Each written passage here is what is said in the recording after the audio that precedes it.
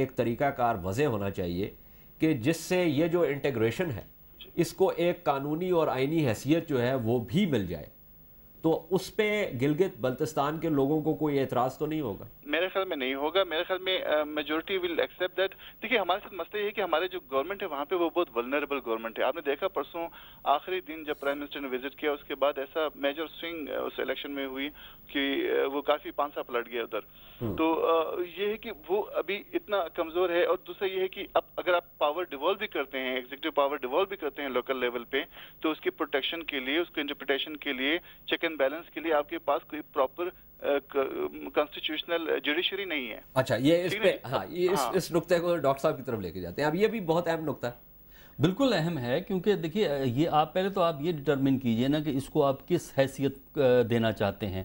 تو اگر آپ اس کو ایک نہیں، لیکن یہ مجھے بتائیں نا کہ یہ ہم نے اس کا فیصلہ کرنا ہے یا یہ جو اب اسمبلی وجود میں آئے گی وہ کرے گی؟ دیکھیے بنیادی طور پہ تو پاکستان کی فیڈرل گورنمنٹ کنٹرول کرتی ہے نا ان چیزوں کو. نہیں، لیکن ڈاکٹر صاحب اب یہ ہے کہ یہی تو معاملہ ہے نا کہ کیا یہ دیکھیں نا، ابھی تک تو یہ وفاق کا حصہ نہیں ہے. ایک انٹیگریشن جس کی اسماعیل خان صاحب نے بات کی وہ تو اپنی جگہ پہ موجود ہے کہ متحدہ گئی، متحدہ نے جا کے ایک سیٹ اٹھا لی، لیکن آئینی اور قانونی اعتبار سے نہیں ہے ابھی. یعنی یہ جو آرڈننس بھی آیا ہے، اس آرڈننس پہ بھی اندرون خانے سارا معاملہ ہوا ہے. کوئی بحث و تمیز نہیں ہوئی جس کی بنیاد پہ یہ کہا جائے کہ یہ جو فیصلہ تھا اس کے اندر بہت سارے لوگوں کی رائے شامل تھی، یا کہ اس علاقے کے لوگوں کی رائے بھی شامل تھی. 3-4 ریپرزینٹیوز تھے. نہیں، یہ دیکھیں یہ بات تو آپ کی ٹھیک ہے، لیکن یہ آرڈیننس تو پاکستان کا آرڈیننس ہے نا.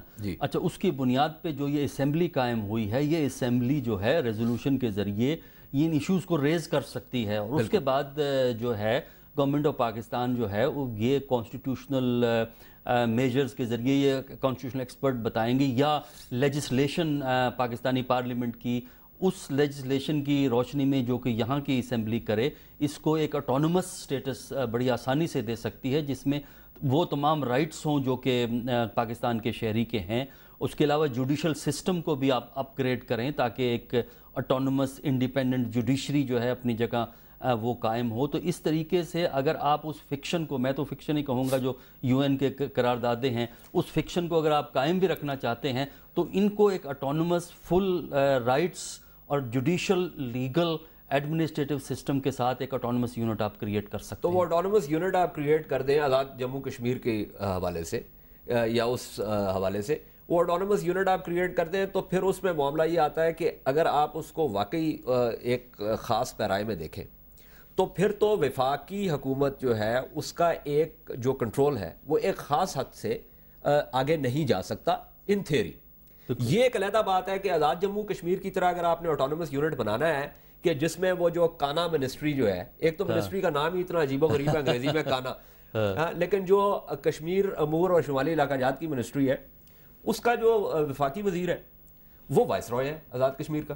ہاں، یہ ایک ڈیفیشنسی ہے آپ کے کشمیر کے اسٹیٹس میں کہ جو کشمیر افیئر کی منسٹری ہے اس کو بڑی پاورز حاصل ہیں، اور اسی طرح اگر یہی حیثیت رکھیں گے تو ناردرن ایریا پہ بھی یہ حالت ہوگی. لیکن میرے نزدیک اس قسم کا رویہ نہیں ہونا چاہیے. آپ کو ایک صحیح معنوں میں ایک اٹونومس نہیں، لیکن ڈاکٹر صاحب یہ تو خواہش کا اظہار کر رہے ہیں نا ہم. ہاں، خواہش ہی سمجھیں. ہاں، یہ خواہش ہے نا. تو خواہش تو آپ کو پتا ہے کہ انگریزی میں اسے کہتے ہیں ہوپ.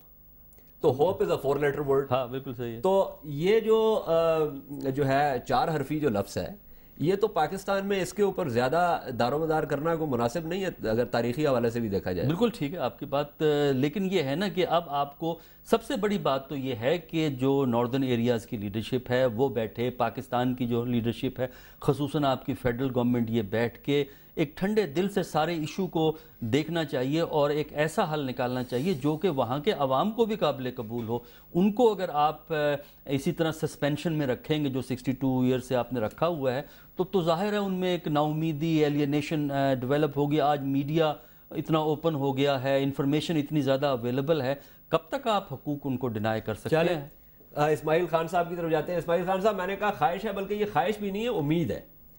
اور یہ امید کے سہارے جو ہے وہ زیادہ دیر تک تو زندہ نہیں رہا جا سکتا. نہیں، بالکل میرے خیال میں دیکھیں جی، اس کو جو نا تھوڑا سا ہمیں براڈ جو ہمارے جو اوورآل سچویشن ہے ملک میں اس کے حوالے سے دیکھنا چاہیے کہ جو ہمارے نان فیڈریٹنگ یونٹس ہیں، آزاد کشمیر، فاٹا، گلگت بلتستان، ان کو ابھی تک ہم نے پراپرلی مین سٹریم نہیں کیا. کسی طرح سے دیکھیں آزاد کشمیر کے بھی میرے خیال میں ان کی جو موجودہ سیٹ اپ کو ڈسٹرب کیے بغیر اگر ان کو نیشنل اسمبلی اور سینٹ میں نمائندگی دے دیتے ہیں تو اس میں بھی کیا حرج ہے، پروویژنل آپ نمائندگی دے دیں. میں بالکل وہی بات کر رہا تھا کہ وہ پینڈنگ سیٹلمنٹ آپ بالکل دے دیں ان کو پروویژنل، ان کو دے دیں تاکہ دیکھیں وہ نیشنل ڈیسیجن میکنگ میں، نیشنل جو پروسیسز میں اس میں اپنا حصہ کردار ادا کر سکیں. اب اتنے سارے میگا پروجیکٹس کل کو ناردرن ایریاز میں لانچ کرنے جا رہے ہیں آپ، تو اوبیسلی اس سے بہت سارے ایشوز اٹھیں گے، اس میں رائٹس کے ایشوز، رائلٹیز کے ایشوز اٹھیں گے وہاں پہ، اور پھر وہ ایک مصیبت پڑ جائے گی جو باقی جو ہے وفاق کے جو یونٹس ہیں ان میں بھی پڑی ہے. لیکن پروگرام کا وقت ختم ہو گیا. مجھے آپ ایک آخری کوئکلی بتائیں کہ یہ جو آرڈیننس ہے اور اس کے تحت جو انتخابات ہوئے ہیں اس کے بارے میں آپ کیا کہتے ہیں کہ یہ کسی حد تک ان مسائل کو حل کرتا ہے یا یہ نہیں کرتا؟ میرا اپنی جنرل فیلنگ یہ ہے کہ یہ آرڈیننس اپنی جگہ پہ اس نے ایک اچھا سمت متعین کر دی ہے، خاص کر گلگت بلتستان کا نام ریسٹور ہونے کے بعد اس کی جو برانڈنگ ہوئی ہے اس الیکشن کے ذریعے، اس نے کم سے کم وہاں کے لوگوں کا جو آئیڈینٹی کا ایشو تھا وہ کسی حد تک ریزالو ہو گیا ہے. اور دوسرے جو فوکس اتنا کافی سارے نیشنل فوکس، نیشنل ہمارے جو پولیٹیکل لیڈرشپ لیڈس ہیں ان کو تھوڑا بہت اب سمجھ میں آنے لگا ہے کہ یار یہ علاقہ بھی ہے پڑا ہوا ہے، یہ علاقہ ہے، اس کے بارے میں بھی کچھ کرنا ہے اور یہ اہم علاقہ ہے. بہت بہت شکریہ اسماعیل خان آپ کا. ڈاکٹر حسن عسکری رضوی ہمیشہ کی طرح ایک جو ہے وہ عمیق نظر ان معاملات پہ. مسئلے کی پیچیدگیاں تو میرے خیال میں جو ابھی تک گفتگو ہوئی ہے اس کے حوالے سے تو سامنے آئی گئی ہوں گی. کچھ تو یہ جو قانونی اور آئینی خلا جو ہمارا اندرونی جو ایک مسئلہ ہے، لیکن اس کے علاوہ اس علاقے کے حوالے سے جس کی متنازع حیثیت ہے، چونکہ ہم نے اقوام متحدہ کی قراردادوں کو مضبوطی سے پکڑ کے رکھا ہے ابھی تک، اور ان کی جو فکشنل حیثیت ہے اس سے قطع نظر، اس کی بنیاد پہ یہ بھی مسئلہ ہوا کہ ہم ان علاقوں کو، اور اس میں آزاد جموں کشمیر بھی شامل ہے، ان کو ہم کسی خاص طریقے سے دیکھ نہیں پائے. اور ہم نے زمینی طور پہ تو بہت کچھ کیا جہاں پہ انٹیگریشن کا معاملہ ہے، لیکن جو آئینی خلا ہے وہ بدستور قائم رہا ہے.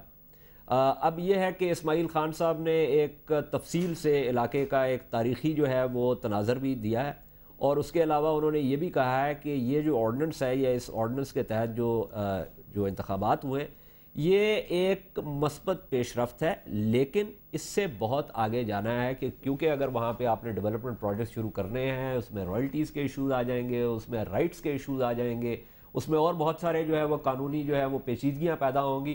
اور یہ ہم نے دیکھا ہے کہ اس طرح کی قانونی پیچیدگیاں جو ہیں وہ باقی صوبوں کے حوالے سے بھی ہم نے فیس کی ہیں. بلوچستان ہے، سندھ ہے، رائلٹیز کے معاملات ہیں، اور وہ پھر معاملات جو ہیں وہ آگے بڑھ کے جو ہے وہ ایک ناسور جو ہے وہ بن جاتے ہیں، اور وہ پھر ناسور جو ہے وہ ایک سیاسی حیثیت بھی اختیار کر لیتا ہے. تو ہمیں امید یہ ہے کہ اس معاملے کو مزید آگے بڑھایا جائے گا اور کسی قسم کا ایسا جو ہے وہ طریقہ کار وضع کیا جائے گا کہ جس سے اس علاقے کے لوگوں کو ان کے حقوق جو ہے وہ پوری طرح مل جائیں اور ان کی یہاں پہ نیشنل مین سٹریم میں نمائندگی بھی ہو. مجھے امید ہے کہ پروگرام بہت ساری اس میں جو ہے نا انفارمیشن تھی. میں نے بہت ساری چیزیں جو ہیں وہ اسماعیل خان صاحب کے توسط سے جو ہے مجھے پتہ چلی، اور ڈاکٹر حسن عسکری رضوی کے توسط سے. مجھے امید ہے آپ بھی لطف اندوز ہوئے ہوں گے. میں انشاءاللہ سیاسیات کی ٹیم کے ساتھ آپ کی خدمت میں پھر حاضر ہوں گا.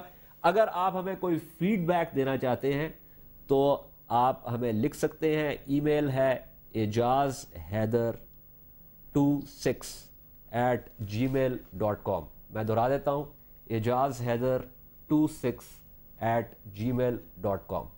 آئندہ کے پروگرام تک کے لیے مجھے اجازت. خدا حافظ.